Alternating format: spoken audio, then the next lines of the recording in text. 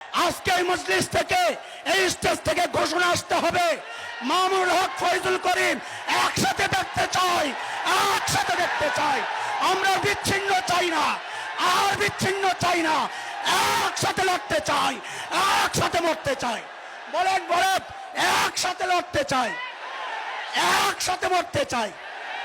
আজকে ঘোষণা শুনতে চাই, আমরা শুনতে চাই ইনশাআল্লাহ, ইনশাআল্লাহ। আল্লাহর নবীর ইজ্জত রক্ষায় মাদ্রাসার ছাত্রদেরকে নিয়ে আমাদের মুরব্বীরা শাপলা চত্বরে গিয়েছিলেন। ফ্যাসিস্ট হাসিনা আমাদের বুকে গুলি করে ঝাঁঝরা করেছিল, তাদেরকে আমরা ক্ষমা করব না। আল্লাহর কসম খায়া বলি, তোমরা উলামায়ে দেওবন্দের ইতিহাস জানো না। উলামায়ে দেওবন্দের রক্ত যখন এই উপমহাদেশের জমিনে স্পর্শ করেছিল, ব্রিটিশ লাল কুত্তারা পালাতে বাধ্য হয়েছিল।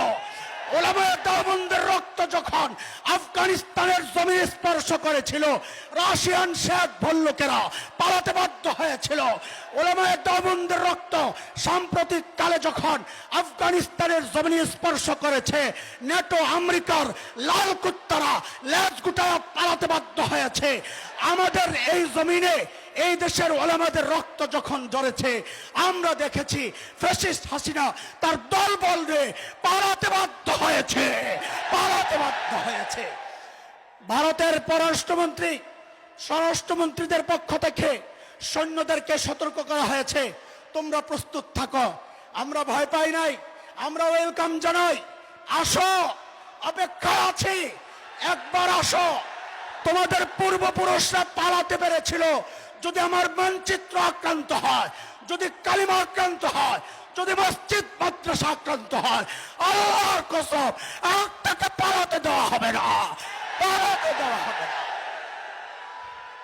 আমরা অতীতে 16 বছর জালেম শাহীর নির্যাতন ভোগ করেছি, ক্ষমতার মস্তদে যাওয়ার জন্য নয়, নবীর ইজ্জত রক্ষার জন্য।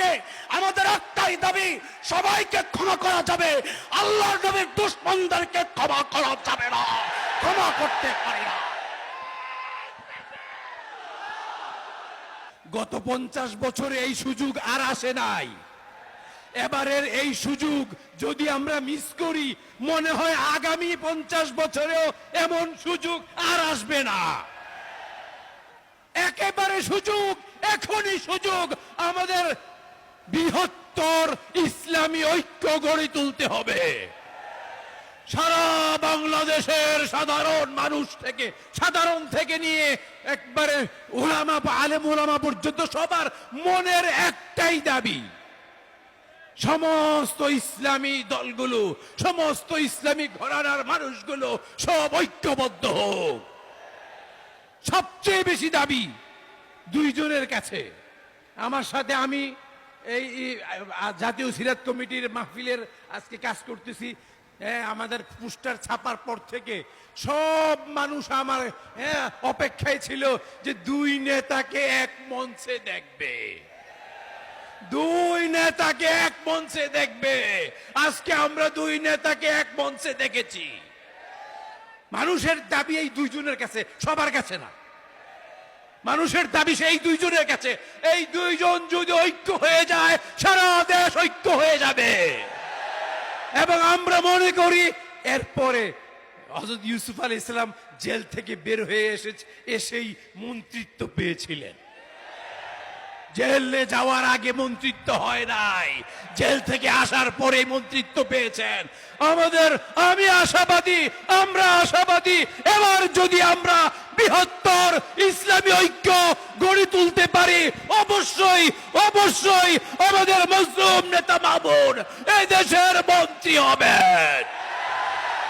এই দেশের মন্ত্রিত্ব মামুন সাহেবকে হাতছানি দিয়ে ডাকছে। তবে শর্ত হলো ছোটখাটো ভেদাভেদ গুলো ভুলে গিয়ে আমরা সবাই ঐক্য হতে হবে। আর না হয় এবার যদি মিস করি তো হুজুরদের খবর আছে। আমি বলে গেলাম, হুজুরদের কপালে আরো খারাপই আছে, আরো কষ্ট আছে, আরো জেল আছে, আরো জুলুম আছে। আল্লাহ না করুন, আল্লাহ না করুন, যদি আমরা এবার ফেল করি, যদি সেই ফ্যাসিস্ট সরকার আরেকবার চেপে বসে, তো হুজুরদের কপালে খারাপই আছে। জন্য আমি সবার মানুষে, আমার কথা নয়, গণমানুষের দাবি, আমার কথা নয়, গণমানুষের দাবি, রিক্সাওয়ালার দাবি, সিএনজিওয়ালার দাবি, সাধারণ মুসলমানের দাবি, আমরা মামুন সাহেব এবং মুফতি ফয়জুল করিম সাহেব দুইজনকে একসাথে রাজনীতির কাজ করে যেতে চাই। মানুষ বিএনপির শাসনও দেখেছে, আওয়ামী লীগের শাসনও দেখেছে, জাতীয় পার্টির শাসনও দেখেছে।